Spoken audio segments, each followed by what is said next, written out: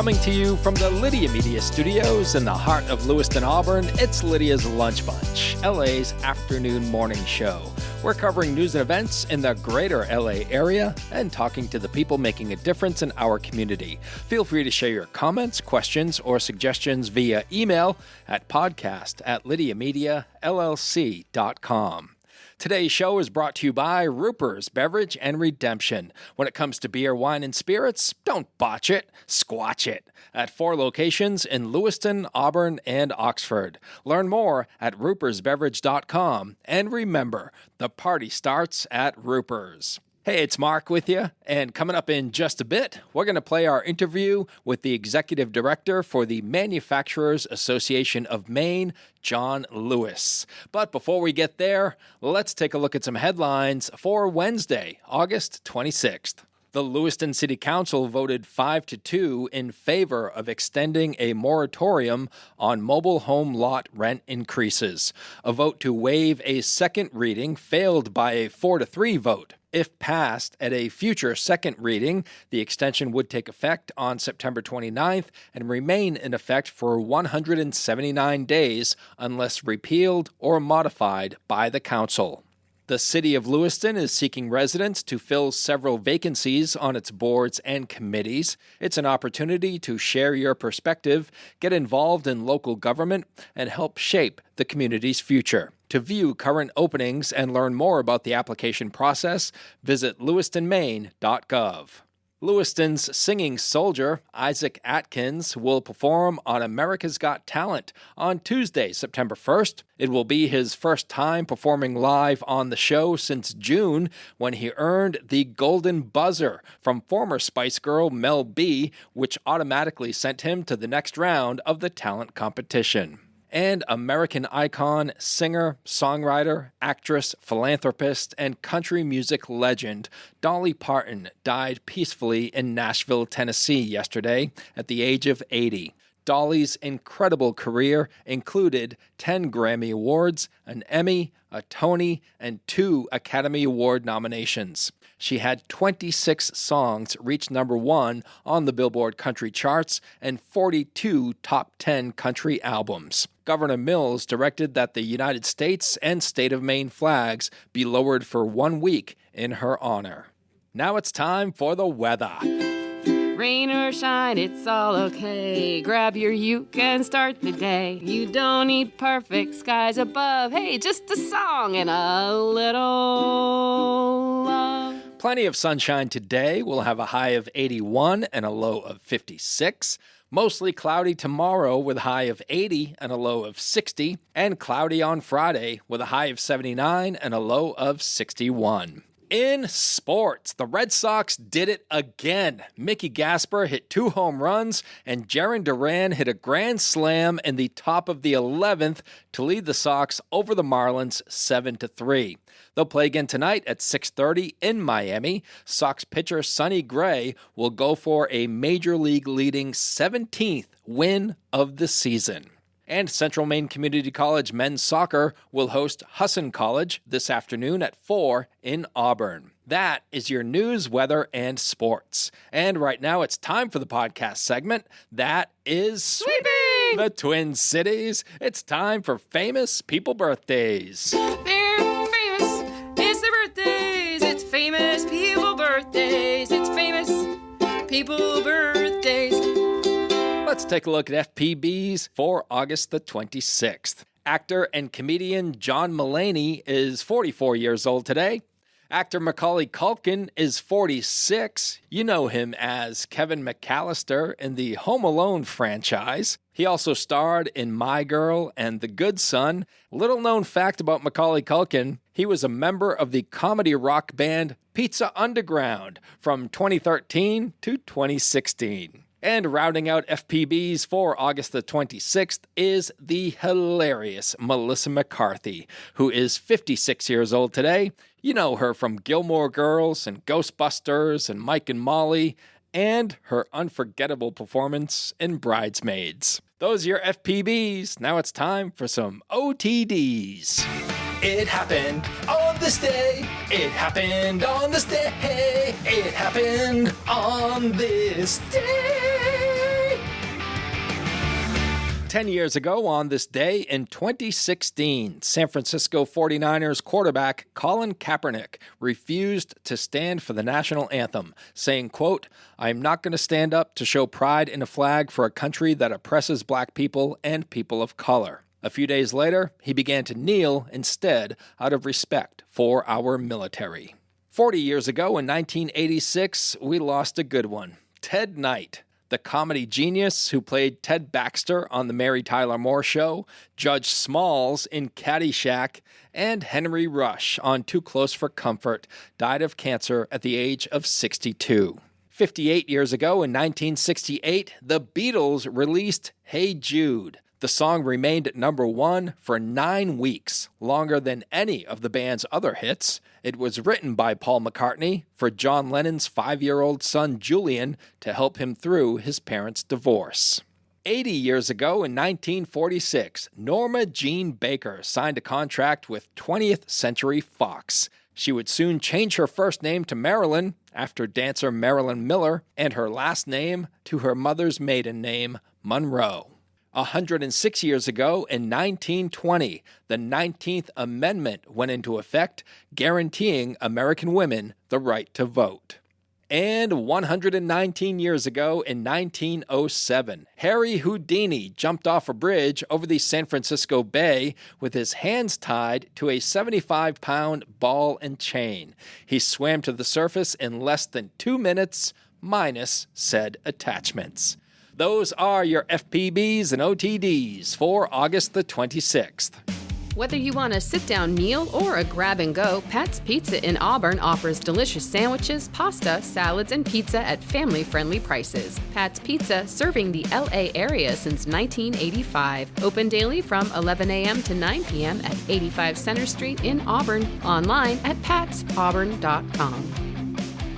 Looking for a vehicle, but don't love the car shopping experience? At K&R Auto Sales on Center Street in Auburn, Frankie Campbell is known as your friend in the car business. That means no pressure, honest conversations, and helping you find the right vehicle for your budget and your life. Stop by K&R Auto Sales today and see how easy buying a car can feel when you've got a friend on your side. We are joined in studio by the Executive Director for the Manufacturers Association of Maine, John Lewis. John, how are you? I'm well. Thank you for having me. Absolutely. Before we get to what MAME is all about, can you give us a little bit of background on yourself and how you came to this position? Yeah, sure. So raised in Maine since the age of 6. I think I was 6 years old. Going back, I'm 48 now. So let's see. My dad is originally from Calais, Maine. He was in the Air Force. Was stationed over in the Philippines. That's where he met my mom. I was born there, and then a couple years later, we moved to the States. Mm-hmm. So we bounced around in the central Worcester area of Massachusetts for a couple of years, and then ended up in Maine. Ultimately, I graduated from Oxford Hills High School. I grew up in Hebron, not very far from here. Oh, yep. And so that was in '96. Ultimately, ended up at the University of Maine.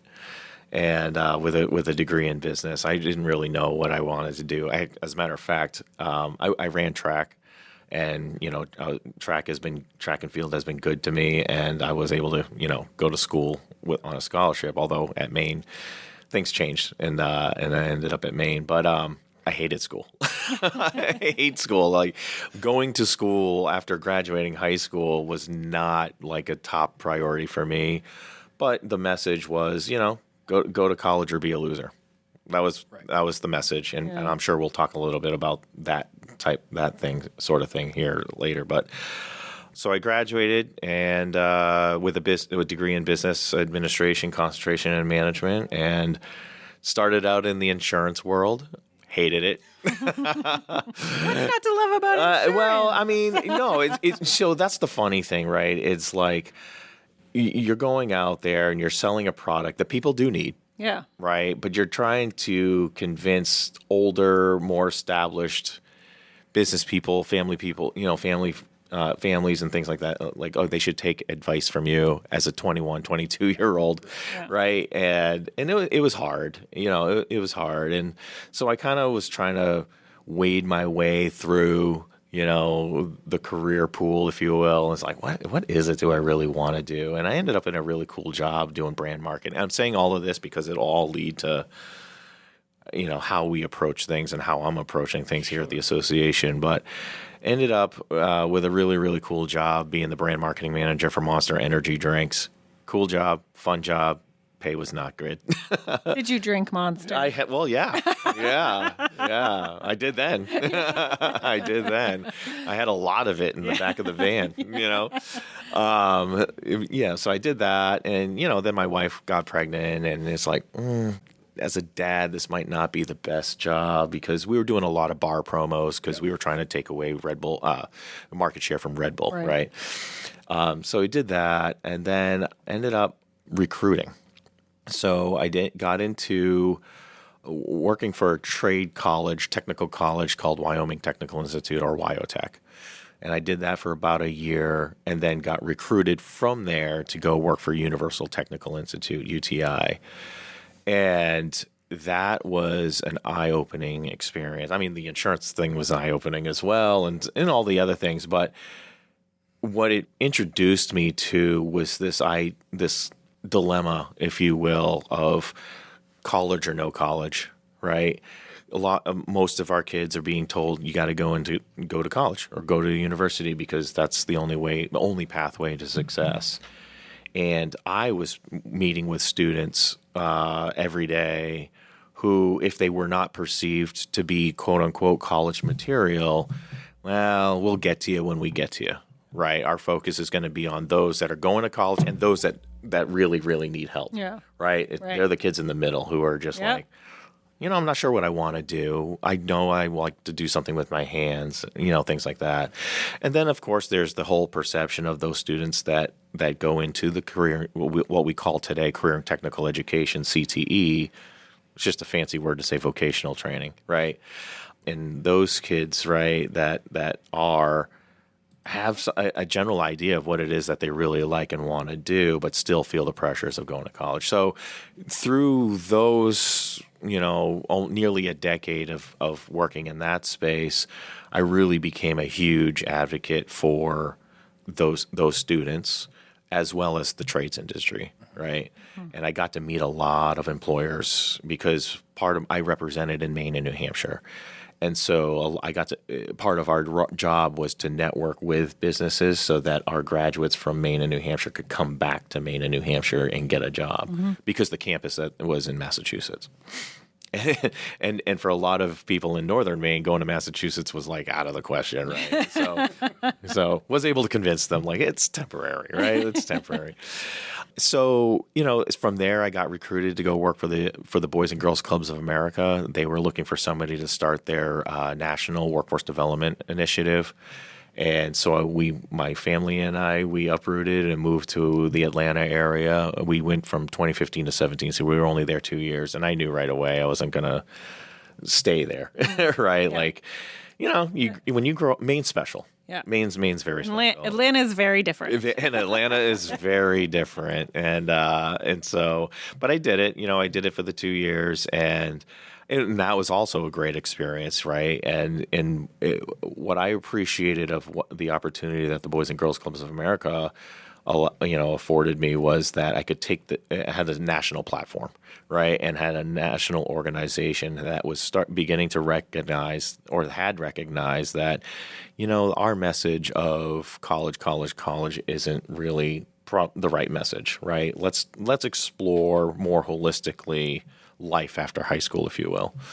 And they were no different than any other youth development organization or even academia or education. It's like, traditionally college was the message, but they recognized that, and so that's what they brought me in for. And that was a great experience. So then in 2017, we were moving back to Maine, and I really wanted to start my own consulting business at that time, right? But I knew I couldn't do it on my own. But what I recognized was there needs to be an intermediary, if you will, in between education and business industry, because they don't know how to talk to each other. They don't know who to talk to. They don't speak the same language. There's a lot of barriers. There's a lot of perceptions, right? Oh, education doesn't want to talk to me because they're going to send everybody to kids. And educators want, like, oh, industry doesn't want to talk to me because they don't like education, right? There's a lot of those things happening. And still to this day, I think, maybe less so, maybe partly because of our efforts, but I think less so now. But the barriers are still there. The challenges are still there. The silos still exist. I knew I wanted to do this. I knew there was a need for it, but I knew I couldn't do it on my own. So I put that to the side, and we ended up moving back to Maine, and I became a fundraiser for Maine Med. And I was part of the campaign that's built that brand new like cardiology tower on Congress Street down there, which, you know, is beautiful. And that, again, I'm saying all this because the experience with fundraising, the experience with program development, the experience with recruiting, all of that led kind of to where I am today. So I did the fundraising for 4 years, and then my director and mentor and now good friend reached out to me and asked me, like, hey, what are you doing about that business idea that you had, the consulting idea? I said, really, I'm not doing anything with it because, you know, for the reasons I shared earlier.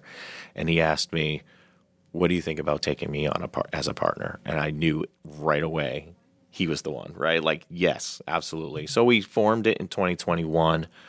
I'm skipping a couple details here. We wanted to do it. We started doing it in 19, end of 19. What happened in 2020, right? The world changed in 2020. Yeah, right, exactly. What happened in 2020? Yeah. And so that timing wasn't very good there. But after a year of that debacle, we realized that industry, particularly the trades, needed help because there was no talent pipeline. There was no funnel of younger people going into the trades or into manufacturing. So we're like, all right, we got to jump in. Soon as we formed, another good friend of mine introduced me to the executive director of the association at the time, Lisa Martin. Got to meet Lisa. Lisa and I really hit it off. And Lisa then asked me to join the association as a member of the Workforce Development Committee, also known as EGS, Employee Growth Services. Lisa retired a year later. Her successor came in, Mike Roten, my predecessor. And for 3 years, he and I really were connected at the hip because workforce development is a big priority, top priority at the association and for our members. And ended up becoming chair of that committee.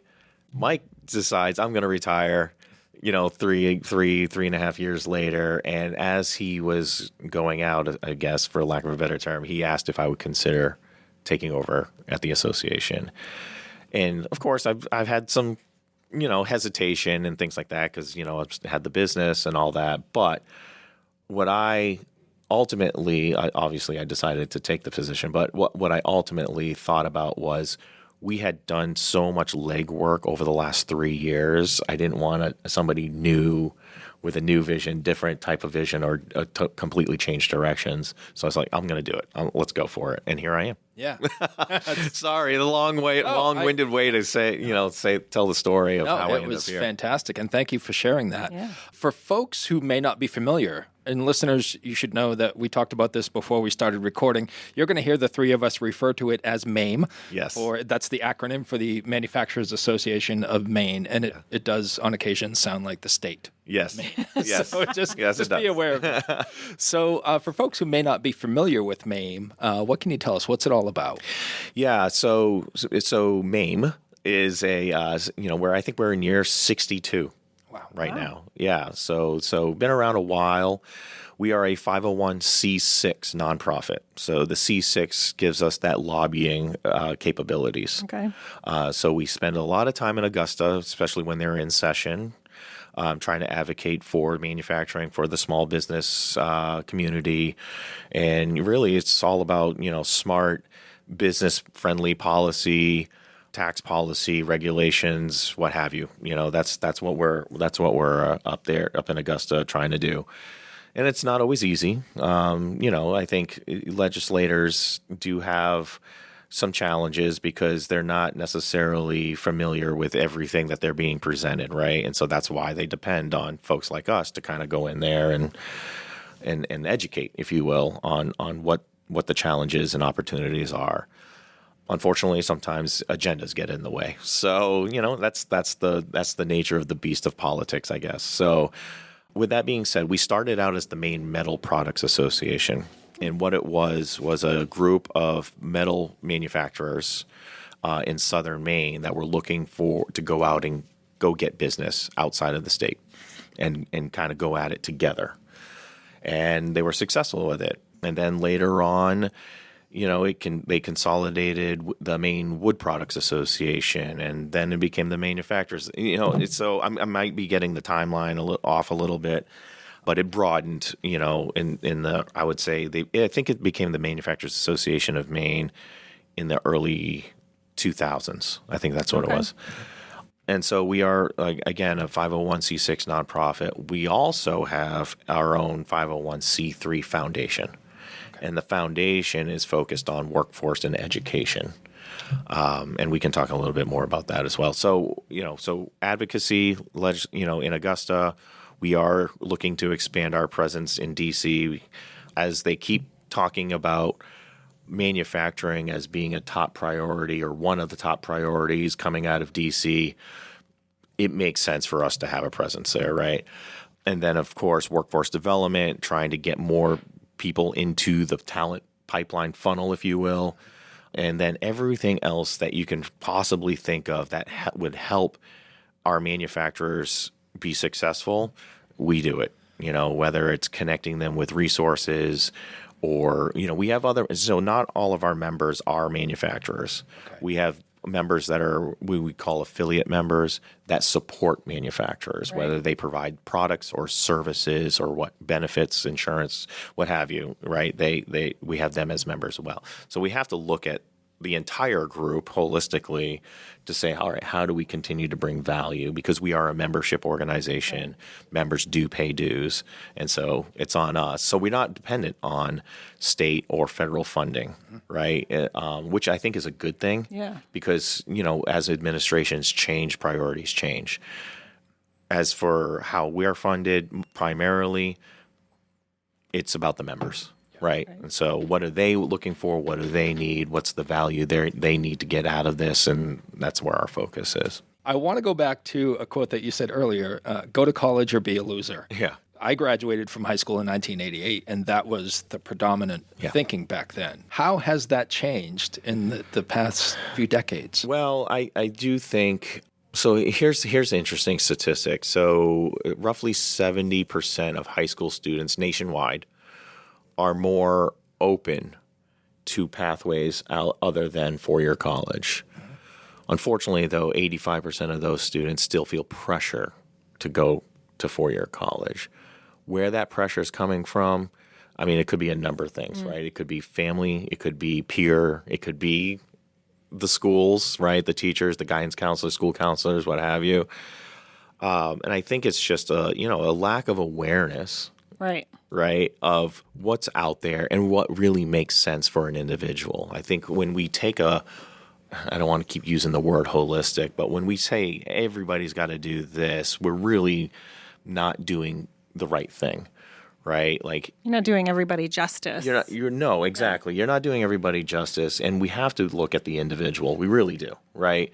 And says, all right, what makes sense for this person doesn't necessarily make sense for that person. And so I would say over the last, couple decades, right, we're starting to see a shift, right? More and more people are talking about the trades, which is great. It's that pendulum, right? And what I don't want to see is the pendulum go all the way to trades and things like that. And then we have all these other important careers and jobs that go unfilled, right? It's got to settle in the middle somewhere. And that's why, we need balance. And that's why I say we got to look at the individual, right? What makes the most sense? Right. But also, too, like what makes sense in your community? A great example of this is the St. George School District unit, if you will, up in St. George, right, Maine. They broke away from the larger RSU up there, and part of it was like what makes sense for our community, because they were starting to see their community, for lack of a better term, die. Right. Dwindle. Now, there we go. Better word. Right. Because they were like, we're all of our youth, they're going away. right? And what really makes sense. And they're a large fishing community. So, and what they did was they embraced it, right? And I think that's what we got to do is not every community is the same, but embrace what you are. And so again, what they did was they built a K through 8, kindergarten through 8 makerspace, CTE and makerspace. So all of their students, kindergarten through 8th grade, are having some experience with real world application. Right. Now, will they go on to the local high school? Yes. Right. Which is, and so the hope is, right, that they've given the right message, like, hey, and introduce their opportunities that are local, and say, all right, if you want to stay here, we want you to stay here, but here's these opportunities. And if they go to high school, like they've already got it, they're not necessarily being influenced in a different direction. All of that, but I think, again, right, what's the local community or regional, if you will? What are the opportunities? Because, again, I think what we sometimes fail to realize is, these businesses, these employers are taxpayers too, right? And they pay property taxes, and property taxes primarily fund the schools, right? So it behooves both of these entities, right, to work together and support each other. So it's changing. When I started recruiting, the educators and the school counselors were our biggest roadblock. Like, I couldn't even get into the high school the town that I live in, to talk to kids. Like, nope, those kids are over at the Voc, right, or the CTE in Portland. Like, those kids are there. Our kids here are going to college, right? They're going to go whatever. As I went through that part of my career, it started to change. The school counselors, the educators, your traditional classroom educators became more open to the idea. The biggest roadblock, I think, now are parents, right? I think parents, because they are not aware, the teachers and the school counselors getting pounded like, trades are an option, right? But I think parents tend to think, well, I want my kids to do better than me, right? Which, as parents, we all want that, right? But they still think that college is that way, right? Yeah. It could be university, or I did this, right? I went to 4-year. I went to law school. I went to medical school. I'm talking about where I live, right? I went to all of these things, and that's what you're going to do, right? Because anything less than that is not successful, right? And yeah. I think you talked too about the perception, and I think the perception of the potential of going into manufacturing is skewed. Yeah. People don't realize that there's so much potential. Like, if you're going into manufacturing, you might start somewhere, but there's so much potential on what you could do within that, and by sticking with either the same company or same type of thing, that there's exponential potential for people that don't want to go to college. There's still value and can be paid without the student loans that you have going to college. That, that's something to be. Well, I think that's a great point, right? So I think if we start looking at whether it's college, university, community college, what have you, right? If we start looking at those pathways, if you will, as investments, and kind of exploring what the ROI is on those pathways, you'll start to see, and I think this is happening, but you'll start to see a even greater shift, or at least more consideration of other options. And to your point, the cost of entry into the trades or into the manufacturing is a lot lower, right? Yeah. than the cost of entry into becoming a teacher. Right. Yeah. Right. And teachers are valuable. They're necessary. We so much appreciate our teachers. This is a whole nother conversation, but there's a lot of people who believe our teachers don't get paid enough, right, for what they do. Right. And I'm like, well, but their cost to becoming a teacher is high. Is that necessary? Right. Could we look at other ways that somebody, and we proved that we could do it during those times that happened in 2020, right? And we shall not mention. Yeah, right. Like, we proved that, okay, we're going to suspend these rules and let people just get their certificate and boom, Right. No teaching degree whatsoever, because we needed people in the classroom. So I think if we wanted to solve the problem, we really could. I think this goes for a lot of things. Absolutely. But again, to your other point about opportunity within manufacturing, the greatest need for manufacturers is on the production floor. Right. Right, because that's where your largest percentage of your workforce is. But manufacturers still need engineers. They still need IT people. They still need marketing and finance and accounting and all of these other things. Now, the smaller, maybe not so much. But again, those opportunities exist. As a matter of fact, I moderated a panel for USM and SMCC. And it was basically, I think the title of the panel was Debunking Myths Around Manufacturing Careers, right? And I had BIW was one of the panelists. And she was talking about how, hey, if you're in the nursing program, we'll hire you. Right. We have our own health department, medical department. If you're in the firefighting program, we'll hire you. We have our own fire department. It's like BIW's got a whole city over there. They have a whole ecosystem. They do. Yeah. They do. So I don't think people that are in those fields of study are necessarily thinking, I'm going to go work at BIW. Right. Right. But that's an opportunity. So I think it comes back down to the awareness piece. A common thread that ran through our interviews with manufacturers was that they promote from within. Yeah. So I think what we're trying to encourage and what we're seeing more of are companies hiring for fit rather than skill set, because skill set can be trained, right?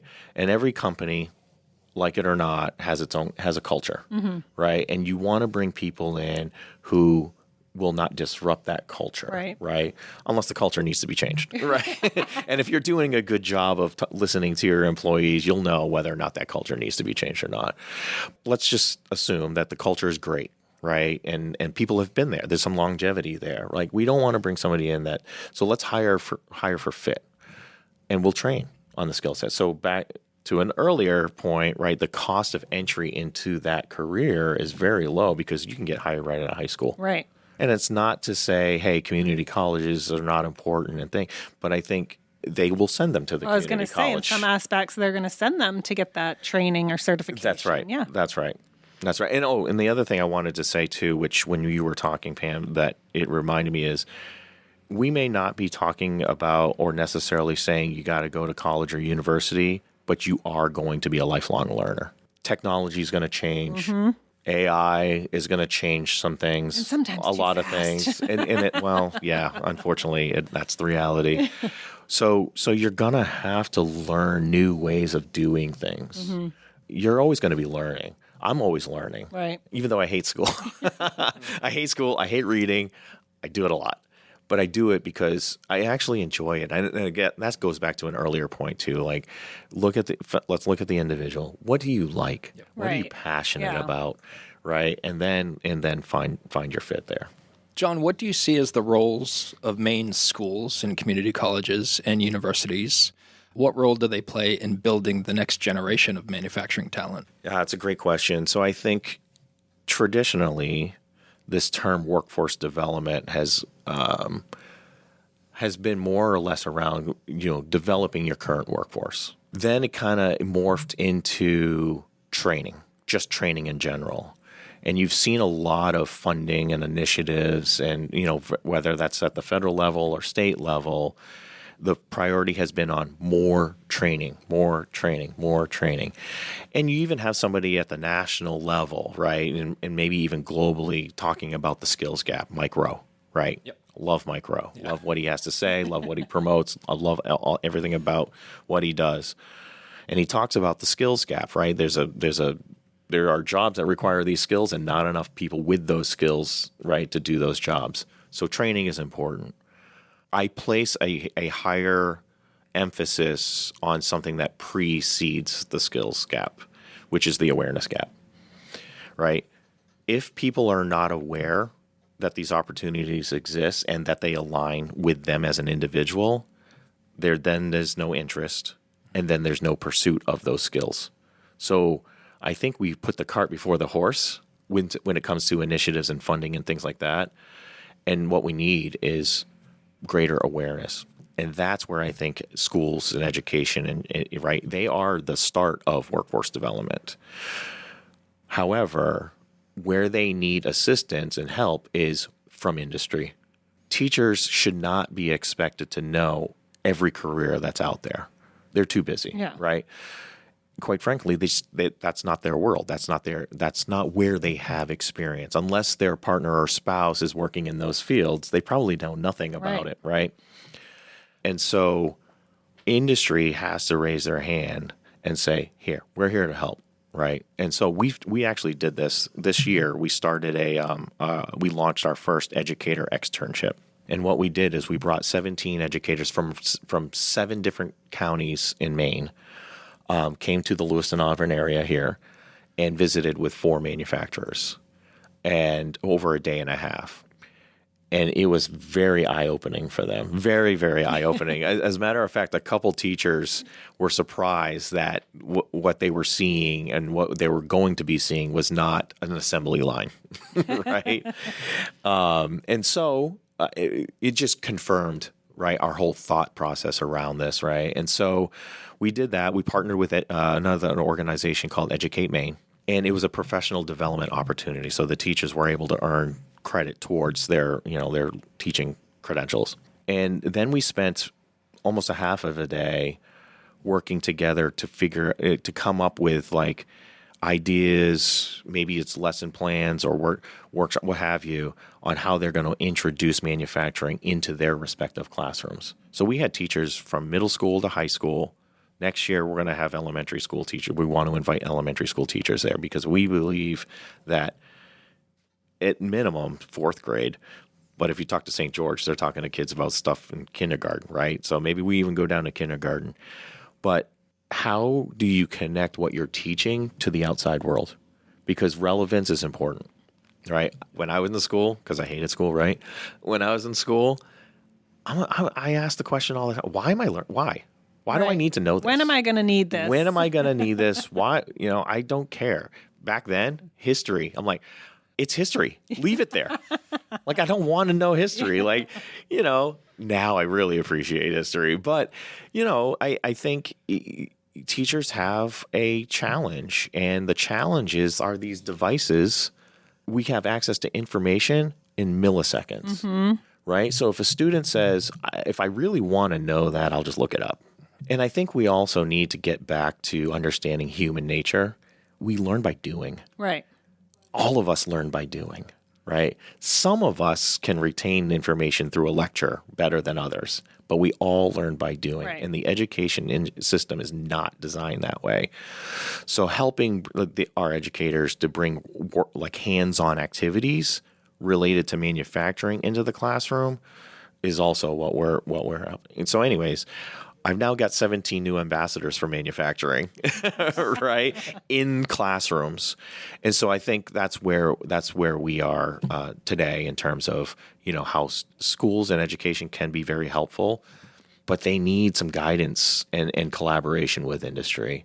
We can't just say, hey, you need to be teaching kids about manufacturing or talking to kids about manufacturing. What do they know about manufacturing? Right. Right? Like, let's go help them. And vice versa, what are they seeing from this next generation that industry can be made aware of and prepare for, right? Or maybe things that, need to, it's a perception that may not be based in reality, right? There is a way that they can be supportive of each other. And we're hoping to bridge that gap, going back to the gap thing, bridge that gap even greater. Yeah.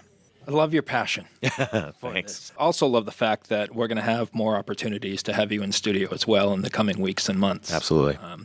Unfortunately, we are pressed for time, and we are approaching the finish line. But before we get there, did you want to promote your golf tournament? Because I'm not sure what you're going to do before that. Yeah. So a couple things I want to promote. So the golf tournament, that's September 17th. It's going to be at Spring Meadows, not too far from here.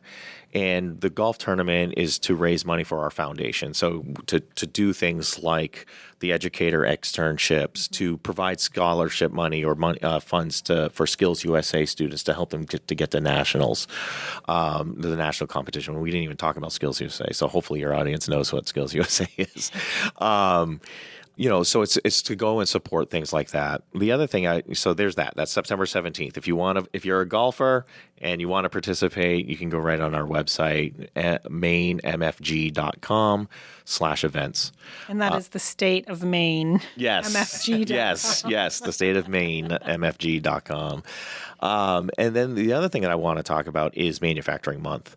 So Manufacturing Month is October.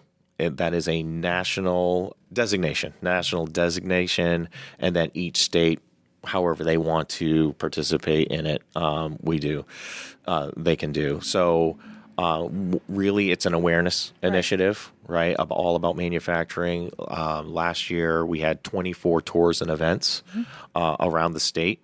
And so keep an eye on that, again, on our events side, or if you look for the Manufacturing Month section on our website, we're going to start populating a list of tours and things like that. But yeah, the general public is welcome to go on these tours. You'll have to register because we need to let our members know who's going to be, showing up.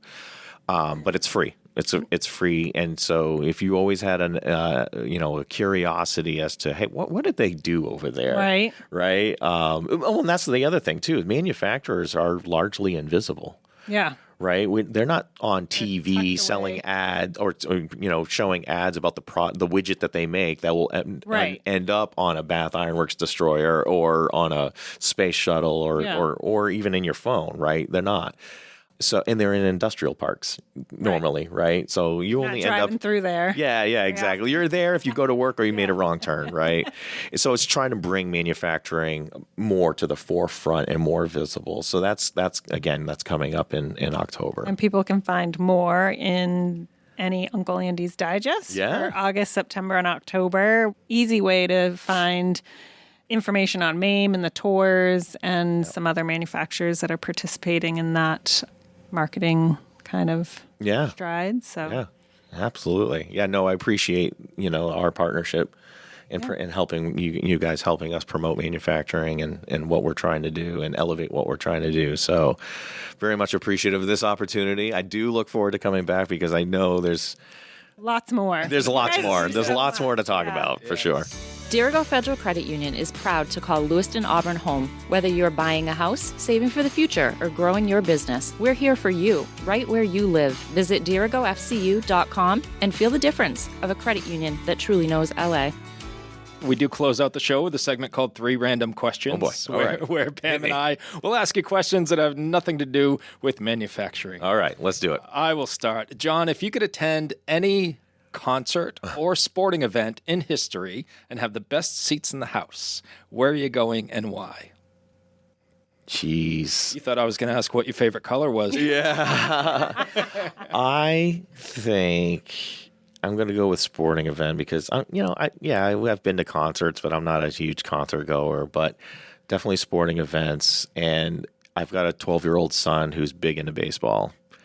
So if we can go to a World Series, Red Sox, it's got to be Red Sox World Series game behind the plate or behind the dugout, I think that would be it. And thank you for raising your son right. Yeah. Yeah, I know. It's surprising all these Yankee fans I run into. Say Mark shuts down when you say Yankee. Yeah, we didn't get you out of here. Turn the recording off. Yeah. All right. If you could describe your perfect vacation, where are you going? What does that look like? I don't know if where I'm going matters as long as I'm with my family. Yeah. Yeah, I don't, it's just... Any type of activities that are like... Yeah, well, actually, a pretty perfect vacation that we just did was up at Moosehead Lake. Oh, nice. Yeah, I think, that was... We've been going there now for the past few years, and, my mother-in-law actually, it was a place that she summered because she was river guide, raft guide. Oh, wow. While as being a teacher, but in the summers. Yeah. And so it was a place that she wanted to get back to and share that experience with, with her daughter and her grandkids. Yeah. And so, so we've been doing that. But yeah, as long as the family's there, I don't think it matters. And then, of course, anytime you can bring your closest friends or be with your closest friends too, and just make it one big, happy get together. Yeah. This little compound that everybody can kind of. Yeah, exactly. Nice. But also to be able to unwind. Yeah. Right? Or disconnect. Disconnect. Disconnect. I say that, but I have a hard time doing it. Same. All right, John, final question for you. Putting your professional skills aside, what could you teach someone to do today with 100% certainty? Networking. Oh. Yeah, and I don't know if that's a professional skill. Sure. I think that goes back. Networking is important. I think the technical skills are important. Again, it depends on whatever it is that you're doing. But I think the people that are the most successful or the ones that have the most doors open for them are the ones that know how to get out there and network and relationship build. Yeah. I think it's, so again, that's not easy for everybody, right? But I am where I am today because of networking. Yeah, it's just, and everything that I've done is because of networking. It's not because I necessarily had the right skills or the right resume or whatever.